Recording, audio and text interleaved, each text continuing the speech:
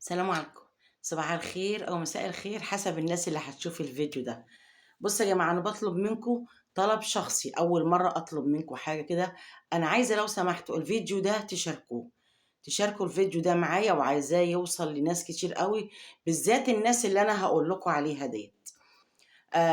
في ناس المفروض إن هم مصريين استغلوا الفيديو اللي أنا كنت بتكلم فيه عن الزيت ورفعوه لقناة وناس إحنا ما بيحبوناش الخير.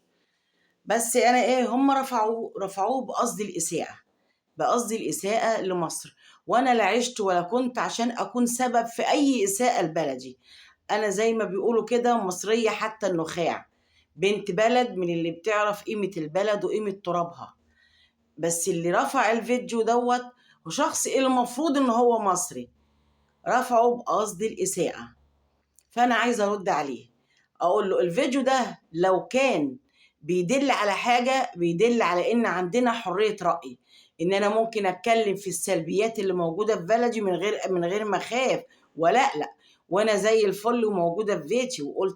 وقلت اللي أنا قلته على الزيت اللي هو مش نظيف.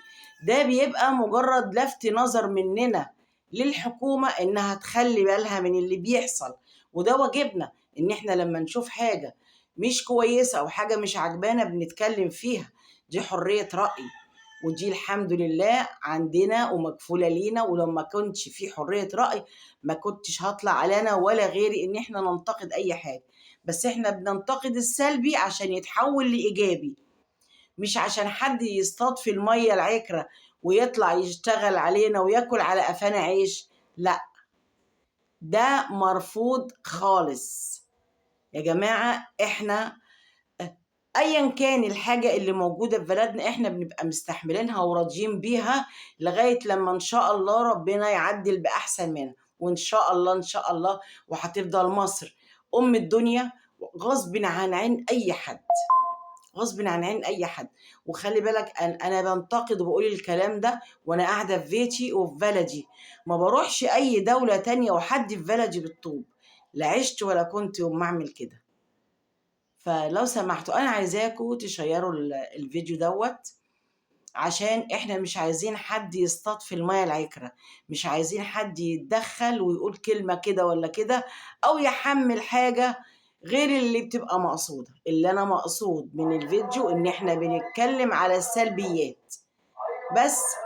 فاحنا عايزين بقى نكمل مع بعض كده ونظهر كده. معلش بصوا، دي برضو حلاوة الكلام عندي، ده بتاع الربيكيا، دي العيش اللي احنا عايشينها ومتعاونين فيها ومندمجين مع بعض وميت فل وعشرة. ماشي، ربنا يحرس مصر كده. ولو كنت شربت نقطة مية من نيل البلد ديت كنت عرفتي قيمتها. قول لي بقى انت لو اتطردت من البلد اللي انت بتتكلم منها دي، فين الوطن اللي انت هتلجأ له؟ لكن أنا الحمد لله ربنا يديمها عليا نعمة، أنا بتكلم من وطني مصر اللي بفتخر بيها، وهفضل حطها فوق راسي. ولا عشت ولا كنت يوم ما أتكلم كلمة تسيء لبلدي. بس أنا مش هقول لك أكتر من كده.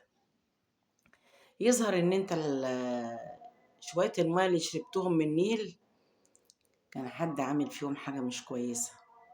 الحمد لله.